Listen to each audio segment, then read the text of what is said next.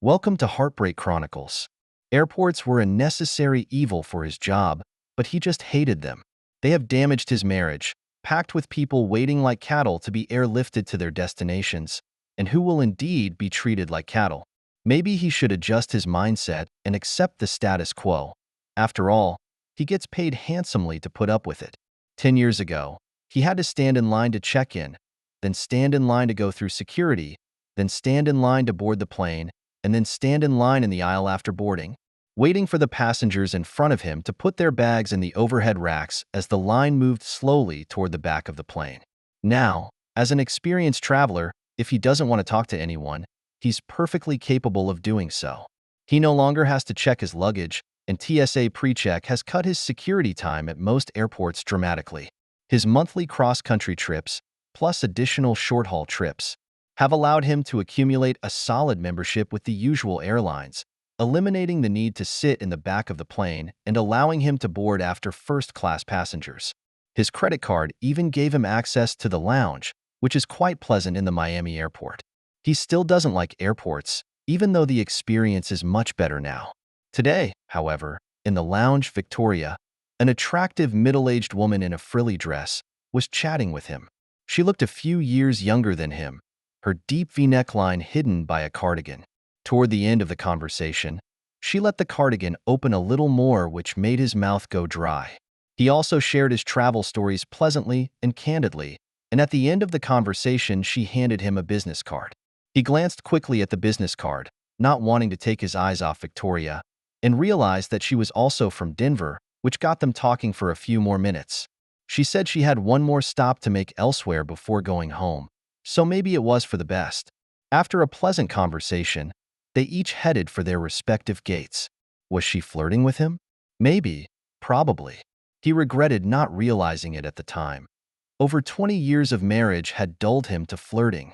Damn, but even realizing that can't do anything. He has been 100% faithful to his wife throughout their 26 years of marriage and has no plans to change that. It was a cross-country trip for him, and even though he didn't like airports, he was in a good mood because of his conversation with Victoria and the success of the trip, which would earn him an extra bonus for the next quarter. He had just taken a seat in the more spacious Economy Plus seat and was ready to go home when his cell phone rang. He was about to put his cell phone on airplane mode just when it rang. It was his wife Hannah calling. It's still very early in the morning in Denver, and I'm surprised she's awake this early, let alone on the phone. Considering the time of day, he guessed it might be something important. Maybe. His fingers hung above the phone debating whether to answer it or not, but in the end he turned it off. If it was his kid calling, of course he'd answer. But whatever his shrew of a wife wants can wait. He admits that these business trips, which began 10 years ago, have really put a strain on their relationship, even though they are limited in time. But that shouldn't have started so many arguments. He only traveled up to 6 nights a month, but that seemed too much for her. Woman. He wished his wife had been more understanding. Years ago, when he told her about this new position, higher salary and bonus, his wife practically pushed him out the door before welcoming him and his money home with open arms and thighs. Now, despite his efforts to take her out for drinks and dinner and spend more time with her, she was becoming more and more distant. His boss recently told him he could make more money if he agreed to take a new position that required more travel. He didn't tell his wife the news. It wouldn't do any good to tell her. The whole situation saddens him, but he still has his kids and they're great. He loves his children dearly. Daughter Emily just started pharmacy school in the fall, and son Nathan is taking summer classes to prepare for his first year of engineering, just like his father. Both parents are proud of this, which is to be expected. He missed attending their events and being around them. He guessed Hannah felt the same way because she seemed so depressed lately. Despite their current problems, they have raised 2 wonderful children over the years. Smart, cheerful, hardworking, selfless, and with a sense of humor. They have reaped many extra joys over the years. Since the kids now have their own place in the neighborhood, he'd love to see them more often. He considered selling their big house for a smaller one, but Hannah didn't want to hear that. In addition to her work as a financial manager at the hospital, she is a member of the board of directors of several charities, and the house, the community, and the neighborhood fit her profile. The house and yard required a little more maintenance than the smaller house, one of the sacrifices Oliver had to make for his wife's social standing. The flight was as tedious as usual, or rather, he was tired of long flights. He wasn't in the mood for a movie and had barely slept during the trip, so he decided to close his eyes for a few minutes. He was awakened by the sound of landing and was surprised to realize that he had slept through almost the entire voyage. He opened his cell phone and it looked like something had exploded. All the people close to him had left him voice messages and texts. He called his daughter. "Oh my God, Dad. Thank God you called. Emily, you know I'm on an airplane. What's going on? Everyone's trying to reach me, but no one's telling me what's going on." "Well, I won't say anything now. Since you're on your way home, why don't you come over to my place? Nathan's here too." "Emily, you can't just hang on to me. Are you and your brother okay? Is your mom okay? Is anyone hurt?" "I'm sorry, Dad. It's just a big mess. No one was hurt. Well, no one of our loved ones was hurt. I'll explain everything when we meet. See Ghost." Oliver made it from Denver International Airport to his daughter's place near the university in record time. He knocked on the door in a hurry, and when he came in, she was almost in tears. He saw that Nathan was sitting solemnly in a chair. "What happened, honey?" "Oh, Dad, we're so sorry. It's a huge mess." Nathan spoke up and said, "This is a farce." Emily continued, "We don't want this to happen. It's like a snowball. What is it that you guys don't want to happen?" "Well, we were trying to make something happen, but not like this." "Honey, you haven't told me anything yet. Just tell me straight." All right. It started about a month ago, the last time you were in Boston. I was going to see my mom at lunchtime, and as I approached, I saw a Tesla drive into your garage, which was odd. I didn't recognize the car, and I didn't know who it belonged to. From the street, I could see lights on in the house, and I could tell by the movement of the shadows that someone was heading to the garage. I called my mom on her cell phone, but she didn't answer. I waited a few more minutes and called again. This time she answered, and when I asked her if she was home, she said she was still at work and would talk to me later. Obviously, I suspected she was lying, so I hung up and watched the house for a while longer, wondering what to do. After a while, I pulled out of sight and snuck over to the garage window to peek in. Mom's car was there, next to the Tesla. I was furious. I went back to the car and called Nathan and told him what I'd seen. I wanted to know who was with Mom. I waited angrily for 6 hours, and then Nathan came and waited until the man left the next morning at 7 a.m. Nathan followed him to a big office building in Cherry Creek. Went in a few minutes later and asked the security guard who the guy who just went in was, and the guard told Nathan his name. Nathan called and told me. We didn't know what to do. I called my mom the next morning and told her how upset I was that she didn't answer my calls, and I've been cold to her ever since. During this latest business trip of yours, we had another stakeout and the same thing happened. So Nathan and I decided we needed to take some action. Nathan interjected, "I was there when you checked the smoke detectors a couple weeks ago, and when I saw the detectors in the garage, I had an idea that I thought was funny at the time. It's not funny at all now that I think about it. We were afraid to tell you because we knew you'd want to catch them red-handed, probably kill the bastard, and probably accidentally or intentionally kill Mom, and then you'd go to jail. We didn't want that. We want to find a way to upset and embarrass them." I suggested to Emily that we sneak into the garage in the middle of the night and create one of those accidental sparks that happen occasionally with electric cars, creating enough smoke to trigger the alarm. Since the smoke detectors were working fine, I assumed nothing would happen except for the fire department to come.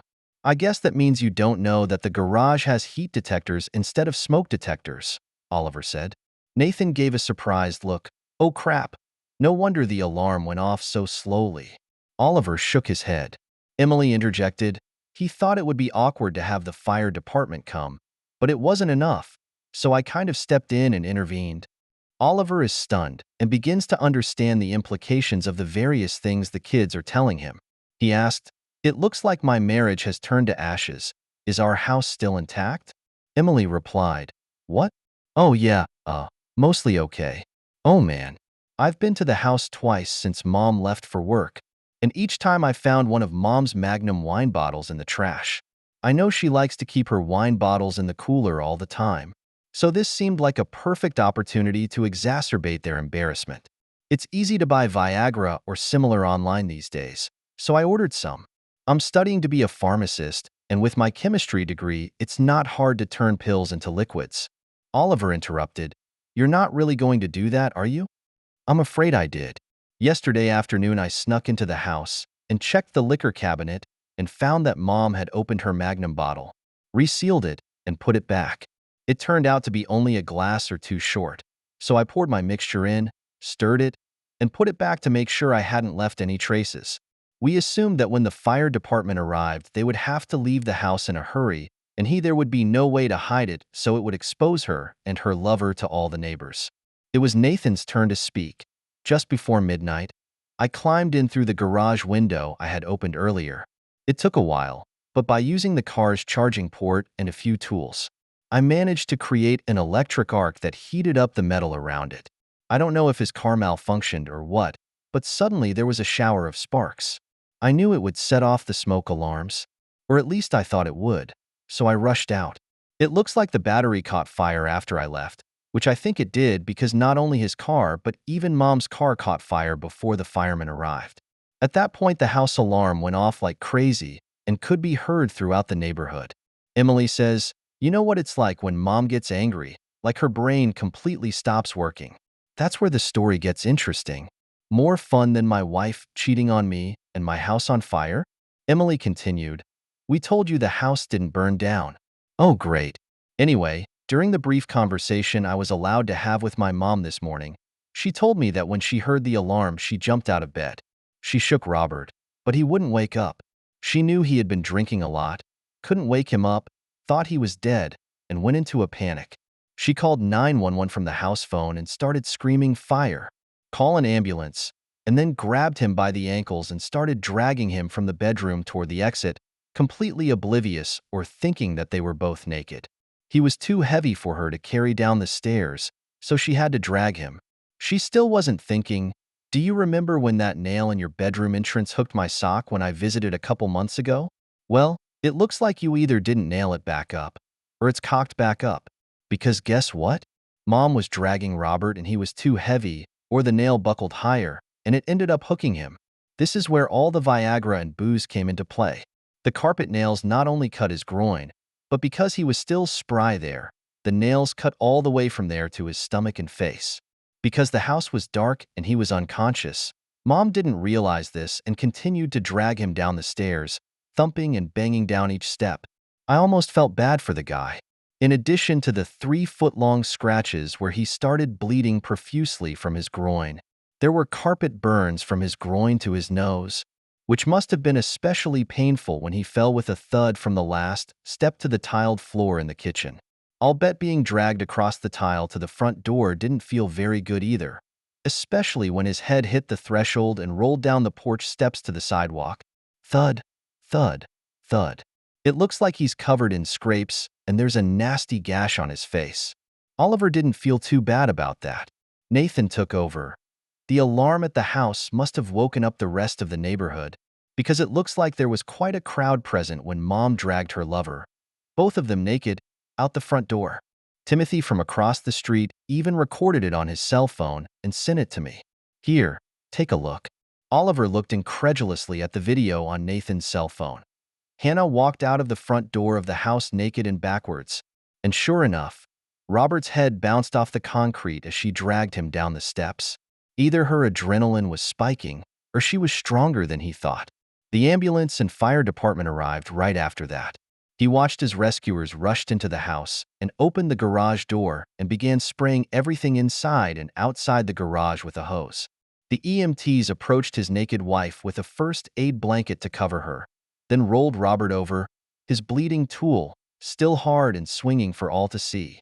Oliver couldn't help but be secretly pleased that at least he was much better than her lover in that department. Nathan told him, apparently his electric car has a device that sends an alert to his home phone when the car is acting up. It appears that Robert's wife Sarah got the message, realized her husband's car was at someone's house, not at the airport, and rushed over to check it out. Continuing to watch the video, Oliver sees that they can't bring Robert back to consciousness. He's alive, but unconscious. They bring a stretcher from the ambulance, but before they can get him strapped in, Sarah rushes over and flips the stretcher over, causing Robert to fall face first onto the sidewalk once again. I'm afraid this new wound will take quite a few stitches to close. Should he feel sorry for him? Oliver couldn't recall seeing anyone this angry. Sarah delivered several hard kicks to Robert's lower body before they pulled her away, and was still kicking when she was pulled away. When they put him back on the stretcher, his still bleeding tool looked a lot more crooked than it had a few minutes ago. Oliver wonders if Robert woke up while they were trying to fix the place, and he hopes he did. Hannah stood in horror as at least a dozen well-educated neighbors witnessed the tragicomedy. Sarah lunged at Hannah, but instead of hitting her, she ripped off the blanket, leaving Hannah standing naked again for at least another minute until she found another blanket. Watching his wife naked in the front yard, Oliver thought, "Damn, I'm going to miss those breasts." However, the neighbors clearly didn't miss them, or the way her groin area was trimmed. It's safe to say that her beauty habits are now no longer a private matter. When the police arrived, the fire appeared to be largely under control, with only Robert's car still sparking and smoking.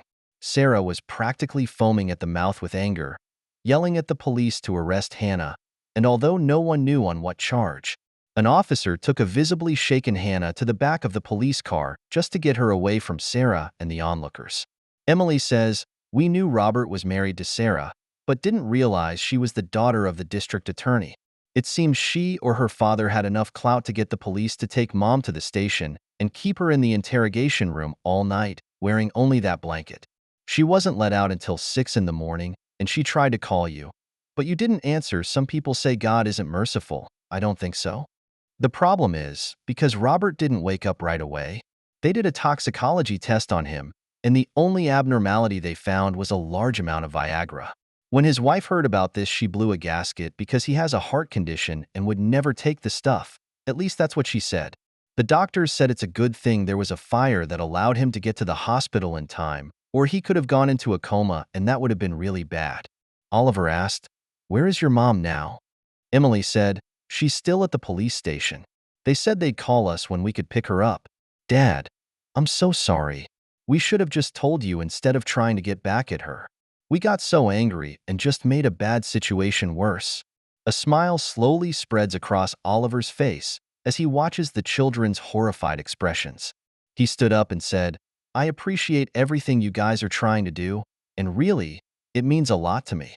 Honestly, all things considered, I don't think you guys made things worse. I think it turned out pretty well. I'm gonna go home now. Your mom is going to need both of you, and I'll leave it up to you to decide who's going to pick her up, and it won't be me anyway." They understood. On the way home, Oliver stops at the bank and transfers half of their accounts to a new account in his name only. He'll take care of the other financial issues tonight or tomorrow. He bought some garbage bags at the local supermarket to take his clothes to the dry cleaners, and he guessed that everything in the house would now smell like smoke. As he approached the house, he didn't pay much attention to the damage caused by the fire. Instead, it was the blood clearly visible on the porch and steps that caught his attention. He laughed. Entering the unlocked front door, where the blood trail continued upstairs, he laughed softly. The kitchen portion leading to the garage looks like a battlefield. Ignoring the blood, he went to the bedroom and bagged all his clothes ready to take to the dry cleaners. The insurance company would pay the bills. He noticed that the bed was unmade, and the thought saddened him for a moment, but only for a moment. He knew what he had to do. Divorce is obviously the first step, followed by dividing up the property, finding an apartment, traveling more, and spending more time with the kids and enjoying life with your newly acquired free time. He wondered if Nathan could send him the video so he could forward it to the local news station. Hannah's volunteer organization must be proud of their board members for raising their profile so much. As he loaded the last bag into his car, a police car pulled up. They asked to see his ID. Considering what had happened, possibly because they had been there earlier or had seen the video, one of the officers looked a little embarrassed but asked, "Are you going to be okay?" Everything that happened that day played over and over again in Oliver's mind, like the roulette will people spin on those old game shows. A big smile bloomed on his face as the roulette wheel in his head stopped on Victoria's business card. "I'll be fine, officer. Please be assured that I will be fine." That's the end of today's story. For more captivating tales, hit subscribe and never miss an episode.